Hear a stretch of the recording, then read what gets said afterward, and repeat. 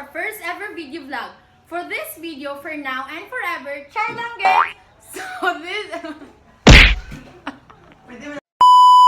So for this video, we will have a guest first and I'll introduce them one by one for you. So, arat na!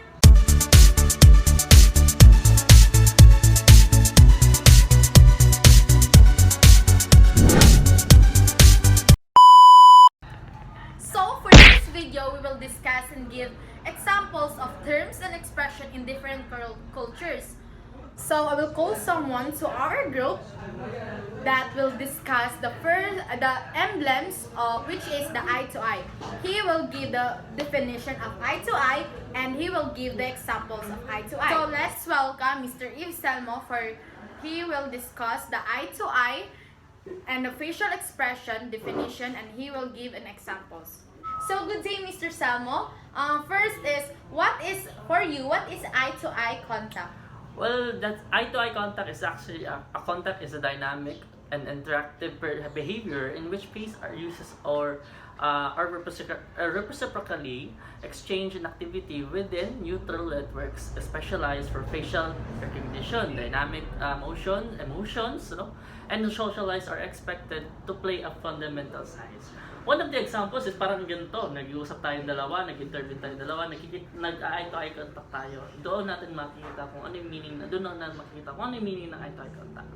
So for you, what is facial expression? Facial expression is actually a form of non-verbal signaling using movements of facial muscles. So for example, if you don't like yung pagkain mo, yung hindi mo nagustuhan yung pagkain mo, talagang ma-express mo sa sarili mo kung ano yung mukha mo, yung gaganon ba or kung tama, kung medyo mapangit ba or mapait. Or you're happy about the food. Yes, so kung pwede din masaya, pwede din malungkot.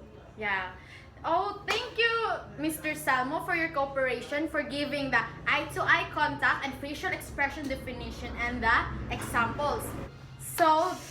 So the next emblem, which is touch, I will call someone to our group who will give the definition and example of touch, which is Mr. Christian Polinar. Good day, Mr. Polinar. So can you give the definition and example of touch?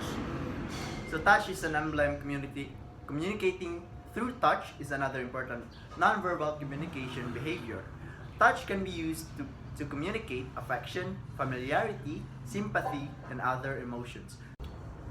So for example, when you are greeting someone, you get a shake hands, yes. And when also comforting someone, you Tap the shoulder. tap the shoulder, yes, and show affection towards touching. So thank you, Mr. Polinar, for your cooperation for giving the definition and example of touch. So the next emblem, which is the vocal licks used locally and globally, and I will call someone to our group who will discuss and give example of this emblem. So I will call Miss Fritzy May Esteliore. So good day, Miss Esteliore. Can you give the vocal licks used locally and globally the definition and example? So, vocalics used locally and globally. Vocalic use elaborate on or modify verbal and non-verbal. For example of locally, we use kuan, ani like that, and for globally, we use like like that, and that's all. So thank you, Mrs. Esteliore, for giving this definition and example of locally and globally. So to the next emblem that we will discuss about the personal distance and time orientation, I will call someone to our group who will give the definition and example. So I will call Mr. Mark Escabarte. Good day, Mr. Escabarte. Yes. So for you, what is the personal distance? For me, personal distances include communication by means of telephones, telex, radio, or other facilities. So for example, someone using a cell phone committing to another cell phone. That's what we call personal distance. Thank you, Mr. Escabarte. How about the time orientation? For this, my opinion for this is time orientation, organizing personal experience in temporal categories are past, present, future. For example naman is when you have any schedule for that things, or you do assignments, pwede ka mag-schedule of time for that day, or present or future. Thank you for your cooperation, Mr. Escabarte. Thank you. So the next emblem, which is the greetings behavior, I will call someone to our group that will discuss and give the definition and example of this emblem. I will call Mr. Ian Mark Sikat. So, good day, Mr. Sikat. Can you give the definition and example of greetings behavior? So, greetings behavior is an act of communication in which human beings intentionally make their presence known to each other, to show attentions to and to suggest a type of relationship or social status between individuals or groups of people coming in contact with each other.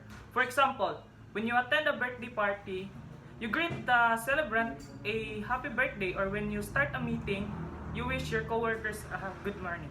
So, thank you for your cooperation, Mr. Sikat. So that's all mga gangs. Thank you for listening and watching our first ever video vlog. So I hope you enjoyed and learned some more about the definition and example of emblems that we discussed. So thank you and goodbye.